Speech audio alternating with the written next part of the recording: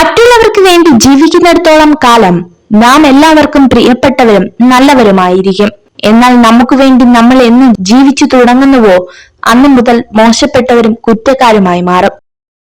സ്വന്തം ദുഃഖത്തിനിടയിലും അന്യന്റെ വേദന മനസ്സിലാക്കി പ്രവർത്തിക്കാൻ സാധിക്കുന്നവരാണ് ജീവിതത്തിലെ ഏറ്റവും വലിയ സമ്പന്നർ. വേദനിക്കുന്നവന്റെ കണ്ണീർ ഒപ്പുന്നതിലും വലിയ പുണ്യം മറ്റൊന്നിലും കിട്ടില്ല. നല്ലത് ചിന്തിക്കുക, നല്ലത് പ്രവർത്തിക്കുക, മറ്റുള്ളവർക്ക് നല്ലത് ചെയ്യുക, നല്ലതിനു വേണ്ടി പ്രാർത്ഥിക്കുക.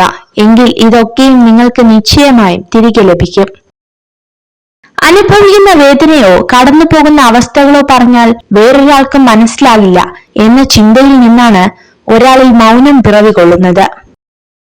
ഒറ്റയ്ക്കാവുക എന്നാൽ കരുത്തരാവുക എന്നുകൂടിയാണ്. സ്വയം തിരിച്ചറിയാനുള്ള അവസരമാണ് ഓരോ ഒറ്റപ്പെടലും. അംഗീകരിക്കാൻ മനസ്സില്ലാത്തവന്റെ മുന്നിൽ അർഹതയെക്കുറിച്ച് വാദിക്കരുത്. വേദനിപ്പിക്കുന്നവർക്ക് നമ്മൾ മറുപടി കൊടുക്കാൻ നിന്നാൽ നമുക്ക് അതിനെ സമയമുണ്ടാകൂ. അവർക്കുള്ള മറുപടി കാലം കരുതി വെച്ചിട്ടുണ്ടാകും. അത് കാണാൻ ക്ഷമയോടെ കാത്തിരിക്കുക. ആഗ്രഹിക്കുന്ന കാര്യങ്ങൾ നാളേക്കായി മാറ്റിവെക്കരുത്. ഇന്ന് തന്നെ അതിനുള്ള പരിശ്രമം തുടങ്ങണം. നാളെ എന്നൊന്നുണ്ടോ എന്ന് പോലും ചിന്തിക്കരുത്, പ്രവർത്തിക്കുക. സ്വപ്നങ്ങൾക്ക് പിറകെ സഞ്ചരിക്കണം. പരിഹാസങ്ങളിൽ നിന്ന് പാഠങ്ങൾ ഉൾക്കൊള്ളണം. വിയർപ്പൊഴുക്കി അധ്വാനിക്കണം. തളർത്തുന്നവരുടെ മുന്നിൽ പുഞ്ചിരിയോടെ തലയുയർത്തി നടക്കണം. ഒരു ഇരുമ്പ് ദണ്ഡിന് കൂടുതൽ അടി കിട്ടുന്തോറും അത് മൂർച്ചയുള്ള ഒരു ആയുധമായി മാറുന്നു. അതുപോലെയാണ് നമ്മുടെ മനസ്സ്.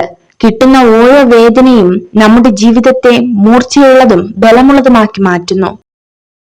ഒരാളെ കുറ്റപ്പെടുത്തുമ്പോൾ അയാളുടെ അവസ്ഥ കൂടെ മനസ്സിലാക്കണം.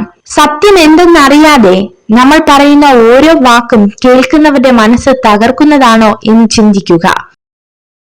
വിശ്വസിച്ചവരെ പറ്റിച്ചു എന്നോർത്ത് സന്തോഷിക്കുമ്പോഴും അഭിമാനം കൊള്ളുമ്പോഴും ഒന്നോർക്കുക, അവിടെ തകർന്നത് സ്വന്തം വ്യക്തിത്വമാണ്. അവരുടെ മനസ്സിൽ നിങ്ങളുടെ സ്ഥാനമാണ് നഷ്ടമായത്. കൈവിട്ട് കളഞ്ഞതെന്തെങ്കിലും തിരിച്ചു വേണമെന്ന് തോന്നിയാൽ കിട്ടിയെന്ന് വരില്ല. കാരണം കാലത്തിന് മനുഷ്യനേക്കാൾ വാശിയാണ്.